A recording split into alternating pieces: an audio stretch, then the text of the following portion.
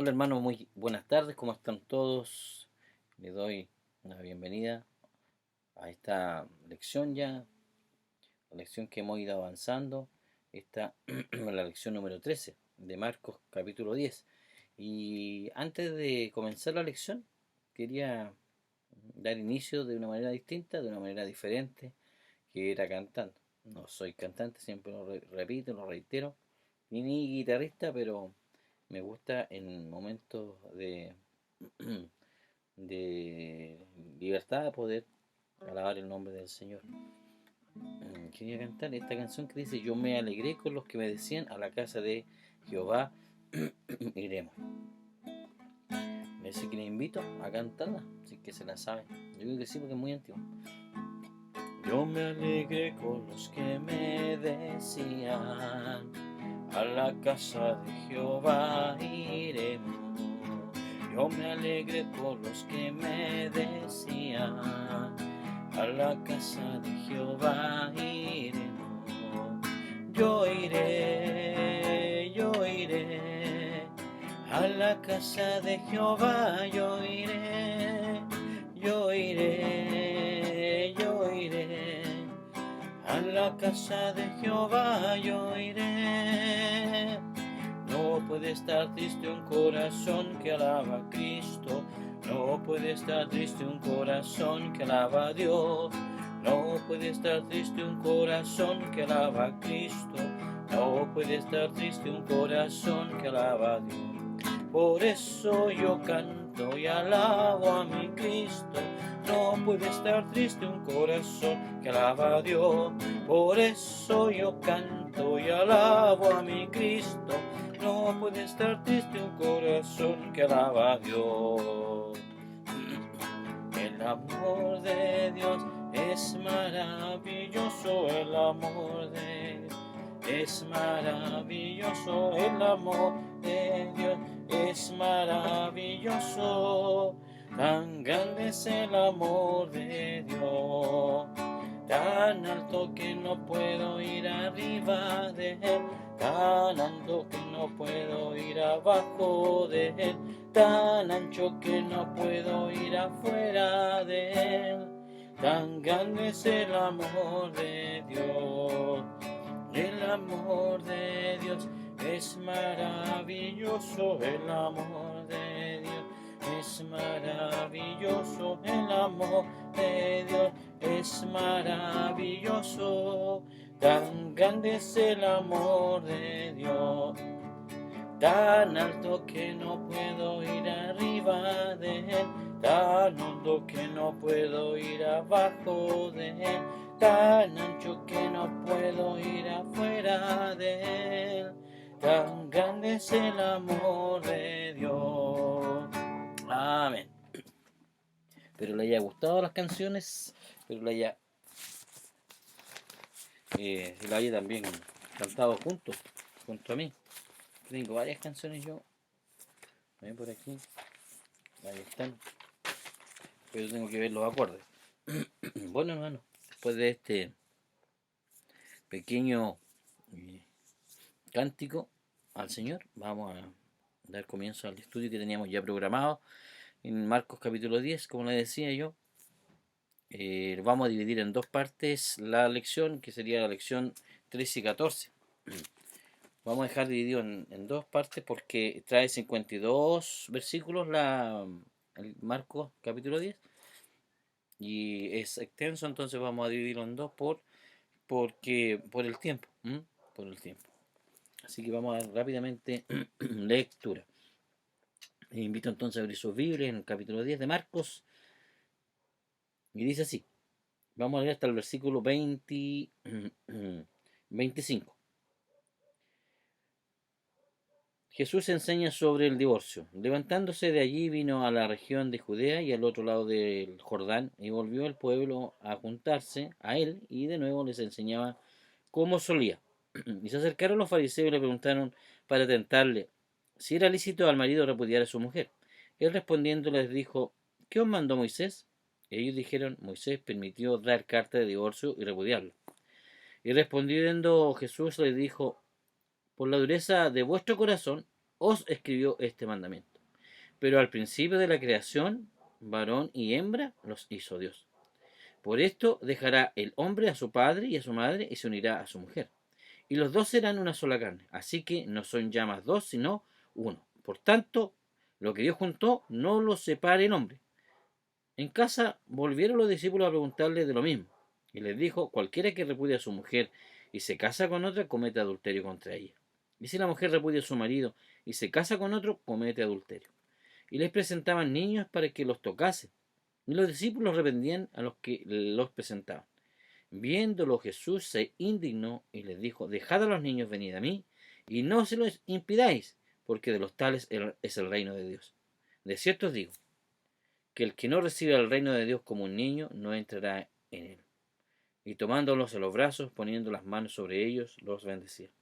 Al salir él para seguir su camino, vino uno corriendo e hincado la rodilla delante de él. Le preguntó, Maestro, bueno, ¿qué haré para heredar la vida eterna? Jesús le dijo, ¿por qué me llamas bueno? Ninguno es bueno sino solo uno, Dios. Los mandamientos sabes, no adulteres, no mates, no hurtes, no digas falso testimonio, no defraudes, honra a tu padre y a tu madre. Él entonces respondiendo le dijo, Maestro, todo esto lo he guardado desde mi juventud. Entonces Jesús mirándole le amó y le dijo, una cosa te falta, anda, vende todo lo que tienes y dalo a los pobres, y tendrás tesoro en el cielo, y ven, sígueme tomando tu cruz. Pero él afligido por esta palabra se fue triste, porque tenía muchas posesiones. Entonces Jesús mirando alrededor dijo a sus discípulos, cuán difícilmente entrarán en el reino de Dios los que tienen riquezas. Los discípulos se asombraron de sus palabras, pero Jesús respondió, volviendo a decirles, hijos, cuán difícil es entrar en el reino de Dios a los que confían en las riquezas. Más fácil es pasar un camello por el ojo de una aguja que entrar un rico en el reino de Dios. Amén.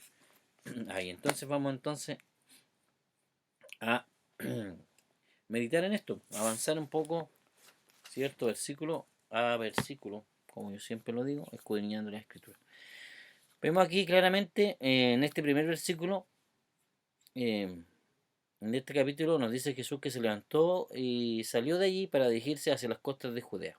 Es importante, importante también mencionar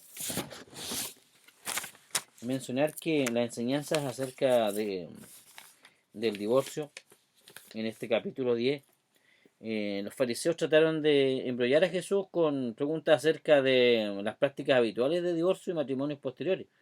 Jesús respondió señalando el origen del matrimonio y la creación, ¿cierto? Y sus discípulos quedaron sorprendidos por su estricto punto de vista y más tarde le hicieron preguntas en privado acerca de este mismo tema, ¿ya? Y para que usted lo pueda apuntar, hay más información acerca de este mismo tema en Mateo 19, del versículo 1 al 12 y en Primera de Corintios también, si usted lo quiere apuntar, Primera de Corintios capítulo 7, versículo del 1 al 16, ¿ya? Ahí también tenemos a bastante información en estos evangelios para poder saber, aunque aquí igual lo deja muy claro, lo que hemos leído nos ayudan un poquito a comprender aún más. Y decíamos que se había levantado Jesús desde allí y salió para dirigirse hacia las costas de Judea porque la zona era más alejada del Jordán. Y observemos que en este evangelio se produce un cierto movimiento. De hecho, la geografía reflejada en Marco es bastante interesante. En el capítulo 9 ya habíamos dicho que en el versículo 30 se nos dijo que salieron e iban pasando por Galilea y él no quería que nadie lo supiese. Esta era su última salida de aquella región y no quería que trascendiese públicamente. Ahora llegaba a la costa de Judea por zonas lejanas al Jordán, o sea, por el lado oriental. Era la región llamada Decápolis, por las 10 ciudades que allí se encontraban. Entonces las personas venían a él y él las enseñaba. Entonces estaba en aquel momento realizando su ascensión final en dirección a Jerusalén. Y sus enemigos, a quienes hemos calificado como sagüesos del odio, estaban tras sus huellas y podemos nosotros ver ya y reflejar esto en el versículo, como decíamos, del 1 y 2. Y 2, ¿cierto? Dice así. Levantándose de allí, Jesús, como lo habíamos leído, Jesús se fue a la región de Judea y al otro lado del Jordán, y se reunieron de nuevo las multitudes junto a él y una vez más, como acostumbraba, les enseñaba y se le acercaron algunos fariseos y para ponerle a prueba. Le preguntaban si era lícito a un hombre divorciarse de su mujer. Tenemos que entender que no le hicieron esta pregunta porque buscaban una respuesta, sino para hacer caer en una trampa al Señor, como siempre lo buscaban, buscar, ¿cierto?, que ojalá el Señor se equivocara y poder acusarle. Ellos tenían su propio punto de vista sobre el matrimonio y el divorcio, y así que le plantearon la siguiente pregunta capciosa y le dijeron si le estaba permitido a un marido separarse de su mujer. Era una pregunta inteligente y a la vez que un asunto verdaderamente candente en aquellos tiempos porque el rey Herodes ya se había separado de su mujer y se había casado con la mujer de su hermano Felipe. Bien lo podemos recordar, ¿cierto? Porque Juan el Bautista había sido degollado por haber criticado aquella situación. Así que la respuesta de Jesús fue que no. Aquella pregunta entonces no solamente estaba, y lo dijo categóricamente, no es lícito, no es lícito.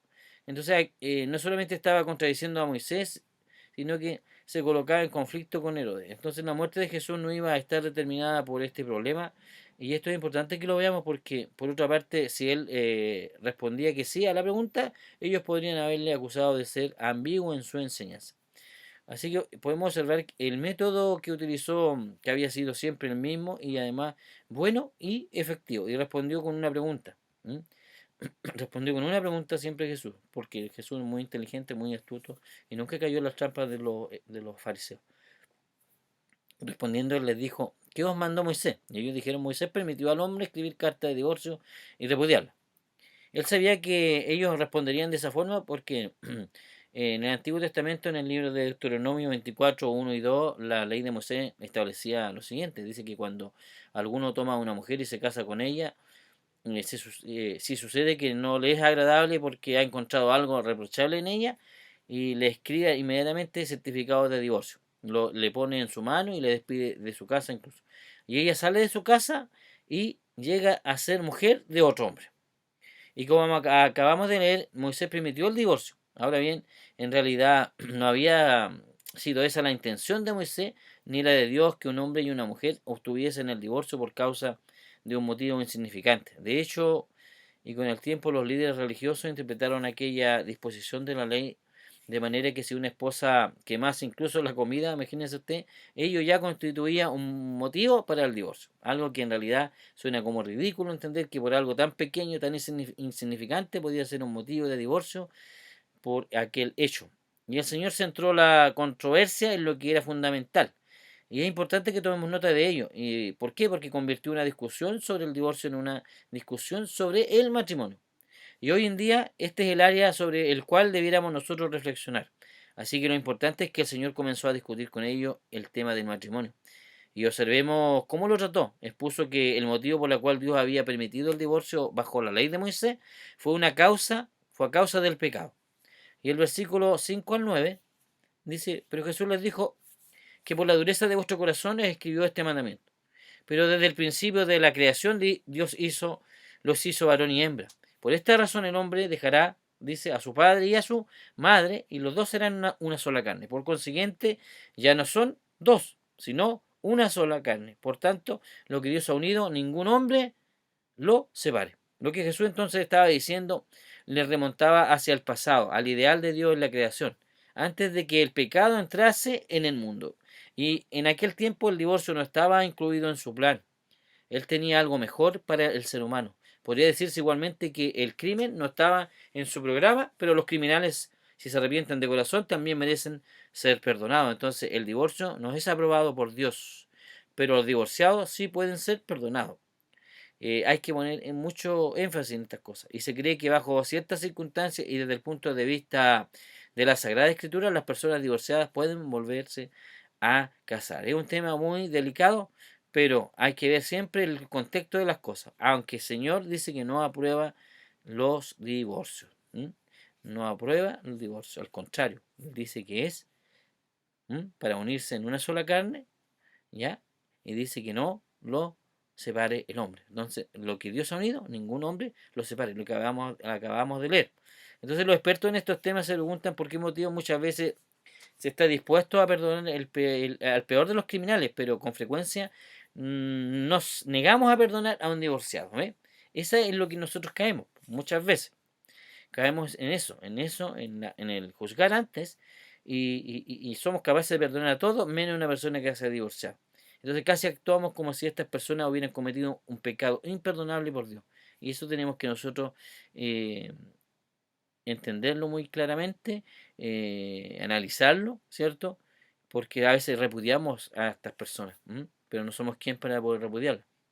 ¿Por qué? Porque personas que han sido salvas, es decir, convertidas a Cristo, después de obtener el divorcio, no tendrían que soportar este estigma en mayor medida que cualquier otro pecador que haya sido salvado. Entonces todos somos pecadores y ese Señor tiene el poder para perdonarnos, nosotros no somos quien para poder condenar a las personas que han llegado a este punto.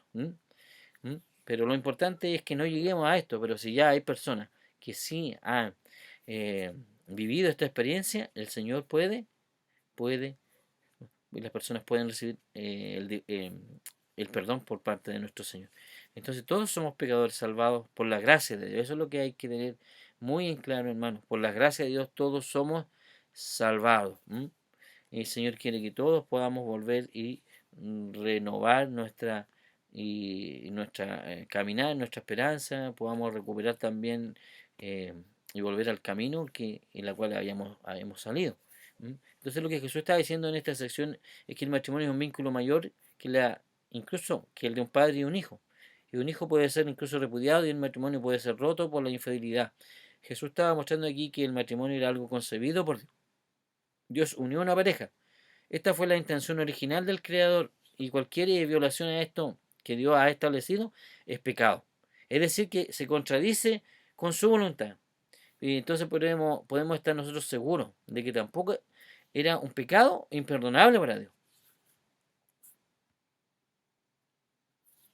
El problema básico del matrimonio entonces consiste en haberse casado con la persona, a veces errónea. Y también hay un buen punto y que ser claro en este análisis. Porque el Señor también nos ayuda en esto, a poder entender, a poder buscar, ¿cierto? La persona idónea para nuestras vidas. Para no llegar a pecar, para no llegar al divorcio. Porque dice que si nosotros damos carta de divorcio y sea hombre o mujer, nosotros entramos a pecar si nos casamos con la otra persona. Entonces hay personas que se están casando con quien no debiera casarse. Y este es un problema que no es que seamos expertos en esto, pero es lo que se vive, es lo que nosotros podemos ver en general. Y es claro que el pecado ya existía en primer lugar cuando se casaron, ¿cierto?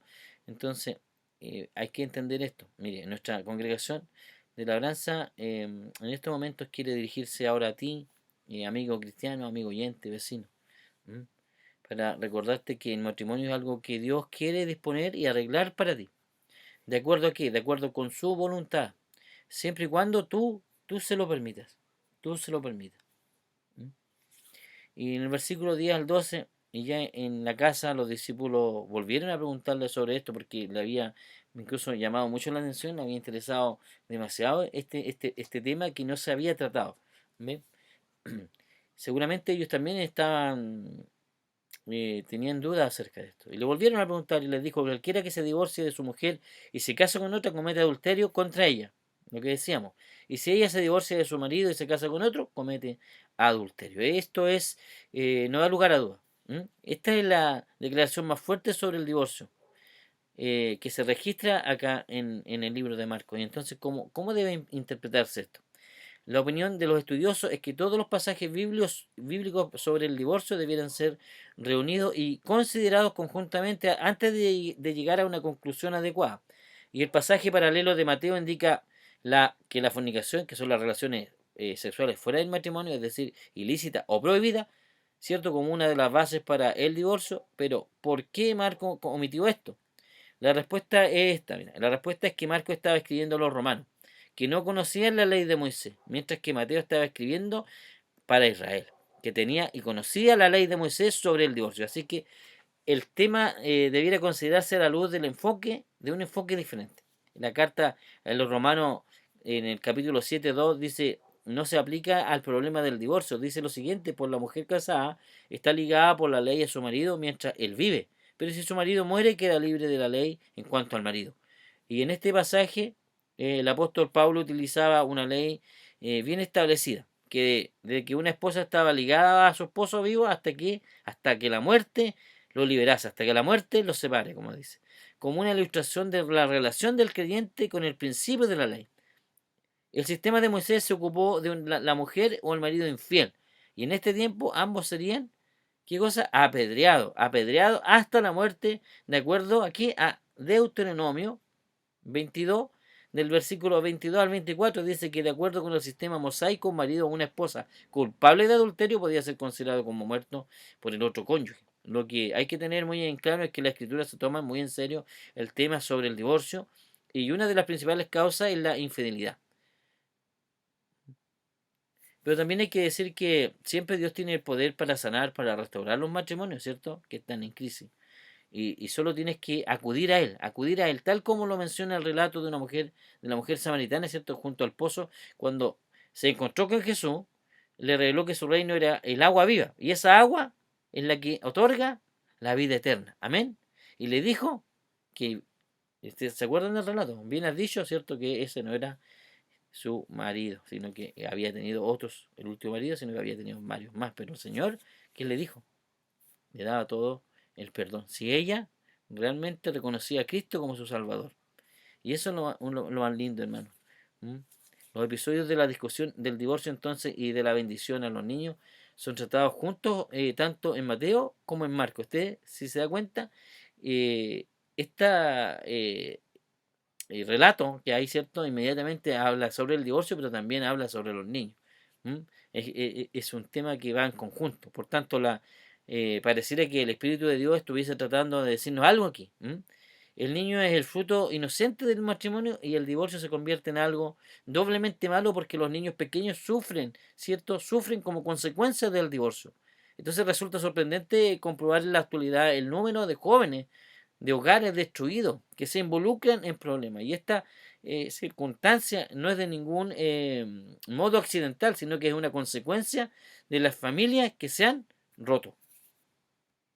Se han roto. Aquí vemos las consecuencias, ¿cierto? Cómo llegan los jóvenes a pagar estas consecuencias. ¿A causa qué? A causa de los matrimonios, a causa de las familias que se han roto. ¿Por qué? A causa del pecado. Continuemos leyendo entonces el versículo 13 al 16. Y dice que le traía el niño para que los tocara y los discípulos los reprendieron, pero cuando Jesús vio esto se indignó y les dijo: dejad que los niños vengan a mí y qué más, no se lo impidáis porque de los tales es el reino de Dios. ¿Mm? En verdad os digo que el que no reciba al reino de Dios como un niño no entrará en él, le dice el Señor. Y tomándolo en sus brazos, los bendecía, poniendo las manos sobre ellos. Entonces los niños iban a tener que esperar a ser adultos para venir a él. A veces preferimos esperar a que un niño crezca para que quizás entonces adopte una decisión por Cristo. Hermano, y este es un punto también interesante. ¿Por qué tenemos que esperar incluso a veces hasta llegar a adultos? ¿Para qué? Para adoptar una decisión por Cristo. Nuestro Señor dijo que Él deseaba que los adultos se convirtiesen en niños. Y hoy oímos mucho acerca del crecimiento y desarrollo, ¿cierto? Y ello está muy bien, pero especialmente después de que te hayas convertido en un hijo de Dios.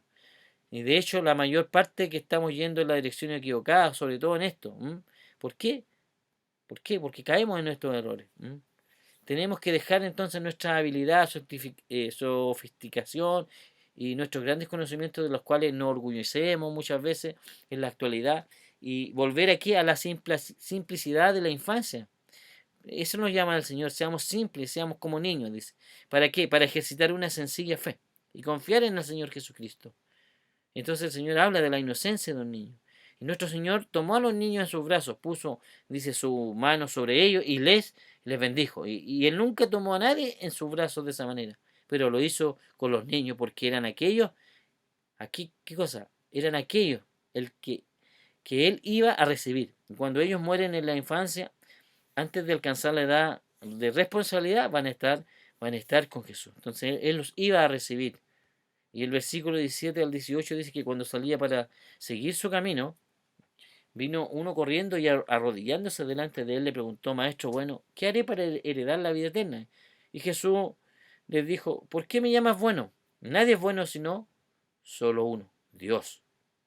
En esta época de materialismo, este hecho del joven rico y la enseñanza de nuestro Señor sobre las riquezas tienen ciertamente una aplicación. Mateo nos dijo que era joven y le preguntaban qué formuló, eh, qué formuló era normal para un hombre que viviese bajo la ley. Entonces está bajo el sistema mosaico y preguntaba qué debía hacer para heredar la vida eterna. Jesús intentó que aquel joven reflexionase porque le había llamado a Jesús bueno. Solamente dice hay uno que es bueno y solamente es Dios. Si él está calificando a Jesús como bueno, entonces Jesús era Dios. Y ahora sabemos que Jesús le estaba citando al joven los mandamientos de la segunda sección de los 10 mandamientos. Eso lo relata en versículos 19 y 20, ¿cierto? De acá de Marcos. Tú sabes los mandamientos, le dijo, no mates, no cometas adulterio, no hurtes, no des falso testimonio. Él le dijo, no defraudes, honra a tu padre y a tu madre. Y él le dijo, maestro, todo esto lo he guardado desde mi juventud. Entonces la primera sección de los mandamientos tenía que ver con la relación del ser humano con Dios. La segunda sección trataba los asuntos referentes a las relaciones de los seres humanos entre sí. Y nuestro Señor no le habló de la relación del hombre con Dios, sino de la relación con los demás. Y el joven había podido hacer frente al nivel requerido en la segunda sección y dijo que los había obedecido todo, ¿cierto? Y veamos la reacción de Jesús en los versículos 21 al 22. Jesús dice, mirándolo, lo amó. Jesús mirándolo, lo amó. Y le dijo, una cosa te falta. Ve y vende cuánto tiene y da a los pobres. Y tendrás tesoro en el cielo. Y ven y sígueme. Pero él, afligido, el joven, cierto, por estas palabras, se fue triste, porque era dueño de muchos bienes. Jesús entonces le dijo que le faltaba una cosa. ¿Y cuál era? Se trataba de su relación con Dios. La relación con Dios. El impedimento. ¿Qué es lo que le estaba estorbando en la vida de él? ¿Qué es lo que le estaba impidiendo la relación con Dios? Eran sus riquezas. Y él le había llamado a Jesús bueno.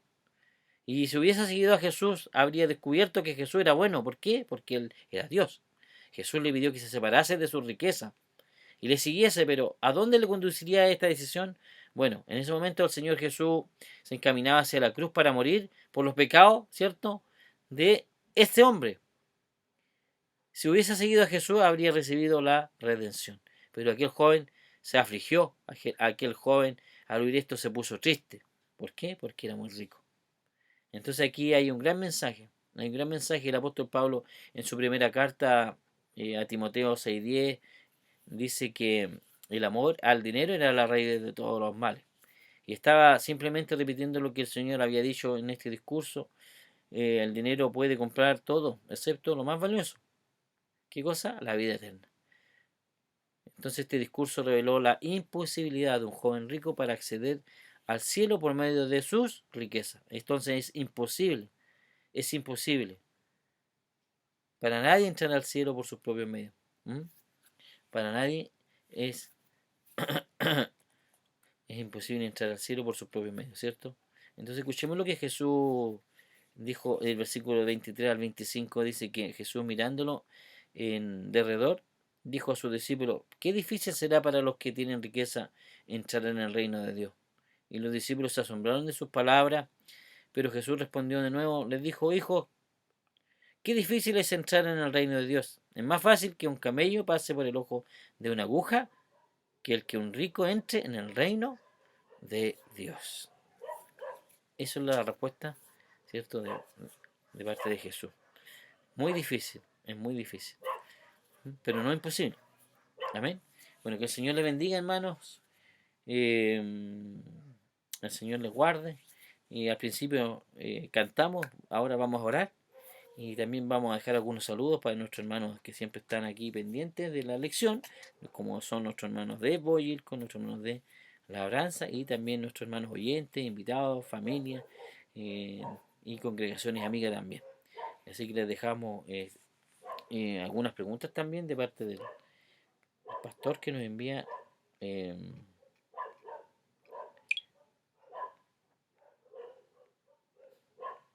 Nos deja siempre unas preguntas aquí para ustedes, ¿ya? Las vamos a leer para no extendernos tanto rápidamente. Dice, ¿cuál es la actitud de Jesús frente al pecado? ¿Por qué es tan radical? ¿Cuál es el tema central de la discusión de la conversación con Jesús y con los fariseos? ¿Cuál es la idea original en relación con el matrimonio? ¿Cuál debe ser nuestra actitud cristiana frente a alguien que se divorcia?